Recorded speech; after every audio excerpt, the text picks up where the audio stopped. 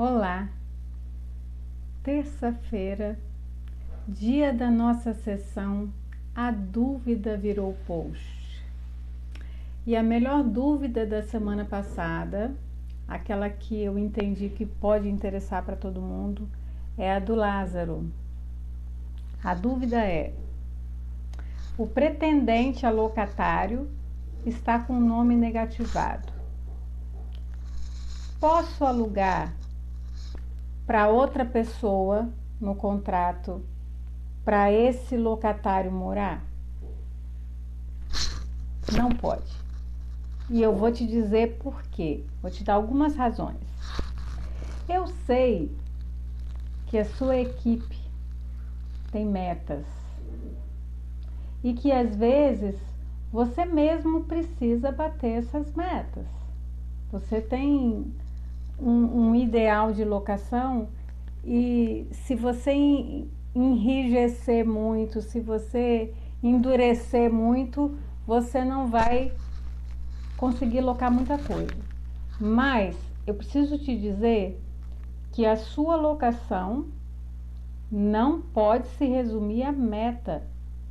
Você precisa ter, e se você é uma imobiliária maior, você precisa levar a sua equipe de corretores a ter uma visão sistêmica. Sem essa visão sistêmica, você não vai ter locações de sucesso. Porque quando o locatário assina o contrato de locação, o seu corretor entrega as chaves, para ele o trabalho dele terminou ali.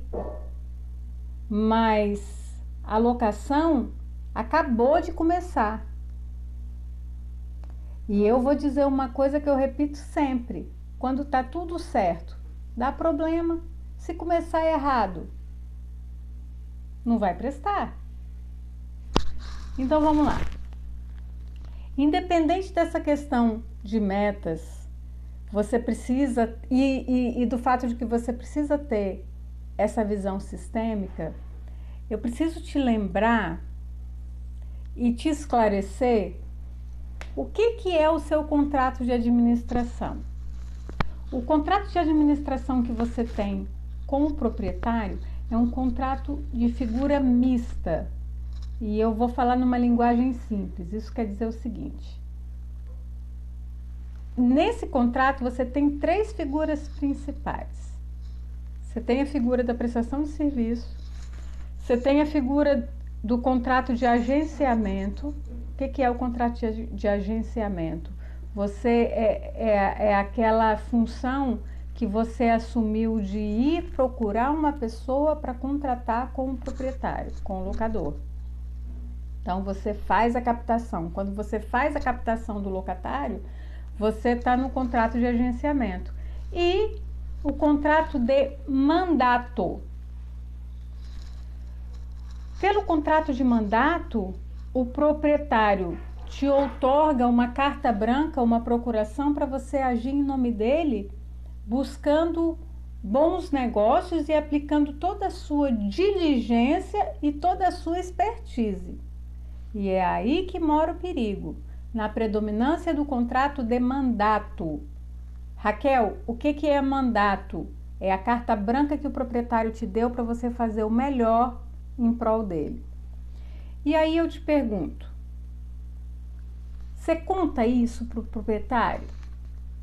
Se você fizer uma locação em nome de terceiro, porque o locatário que você está botando lá dentro é um cara que está com o nome negativado, você vai contar para ele? Não vai, né? Porque isso é errado. Aí você fala assim: não, mas quem se responsabilizou tá com o nome limpo. Pois é, mas na prática eu sei e você sabe que ele só emprestou o nome. Quem vai pagar esse aluguel é aquele sujeito que está com o nome negativado e que, salvo alguma exceção, salvo algum motivo muito relevante, mas que você não deve tomar conhecimento disso, salvo algum motivo relevante, ele está ostentando uma placa de mal pagador. Então, e quando você aceita que uma pessoa empreste o nome para esse mal pagador morar e para esse mal pagador pagar o aluguel, porque na prática quem está emprestando o nome não vai pagar e você sabe disso, você está fazendo uma espécie de burla do seu dever de captar bons locatários. Complicou, né? Mas é isso. Então, se você quer ter uma locação de sucesso, não faça isso.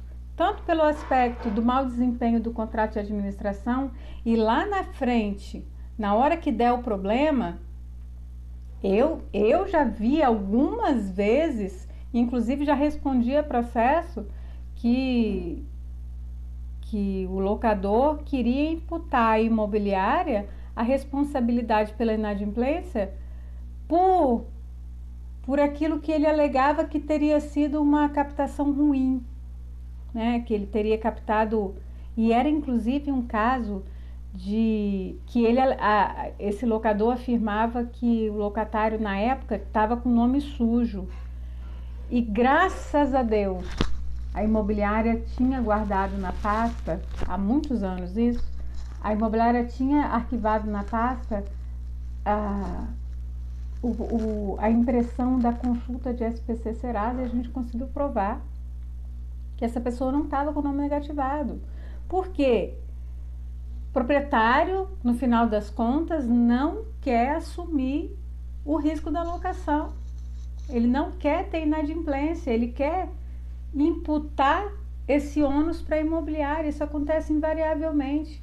Quando você trabalha bem, quando você trabalha certo, isso acontece. Imagina se você fizer um negócio desse. Então, eu respondi a dúvida. Essa dúvida foi encaminhada pelo Lázaro. Eu respondi a ele a dúvida e eu vou dizer para você, não faça isso. A não ser, aí eu vou te dar um escape. A não ser que seja um imóvel que esteja extremamente enrolado, ruim de alugar, e aquilo que a gente chama de imóvel mico, né? É um imóvel mico, não está alugando. Bom, então você pode fazer isso desde que a sua garantia, presta atenção, desde que a sua garantia seja uma garantia muito forte e que o proprietário seja cientificado. Você vai abrir o jogo com ele e falar assim: não estou conseguindo locatário para você. Consegui um locatário que está com o nome sujo, ele que vai morar, mas outra pessoa que vai ficar responsável. E aí, se o proprietário, ciente disso tudo, e você documente isso, se você documentar isso, o proprietário firmar inequivocamente que ele está sabendo, que ele está aceitando, e você vai colocar no contrato de locação o responsável com o nome limpo e o locatário com o nome sujo.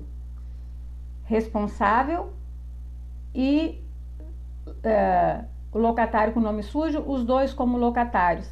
Não use... tem gente que trabalha com uma nomenclatura, não é anuente. É como se fosse anuente, é como se a pessoa estivesse anuindo com aquilo, e é um morador. Não trabalha com isso, porque no final das contas você vai ter problema para ajuizar na hora que você precisar entrar com ação de despejo. Você vai entrar com ação de despejo de cobrança, aí o cara vai falar assim: não, eu não sou responsável porque eu era mero anuente. É locatário. Mas, até porque você precisa resguardar uma eventual caracterização de sublocação. E aí você não poderia dizer que era uma sublocação não autorizada. Você está sabendo desde o início e você tem todo um rastro de negociação do nome do negativado. Tá bom? Oportunamente a gente vai dizer o que é uma boa análise. Eu estou devendo isso para vocês. Uma boa análise de perfil de locatário, tá? Mas não trabalhe. E se de tudo você precisar trabalhar, fazendo dessa forma, dê ciência inequívoca e adquira e tenha uma concordância inequívoca do proprietário, de que ele está sabendo e trabalha com garantia forte, porque você já está iniciando uma locação com toda a pinta que vai dar problema, tá bom?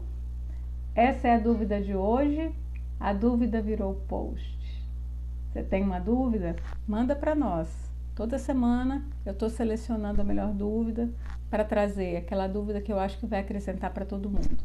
Mas eu respondo, tá? Quando a pessoa manda para mim a dúvida, às vezes manda até no direct, eu respondo, mas eu trago para cá aquilo que eu acho que acrescenta para todo mundo, tá? Tem uma dúvida? Manda. Meu nome é Raquel Queiroz Braga, essa é a coluna Verso e Reverso nas Relações Locatícias. Qual é a sua dúvida sobre locação?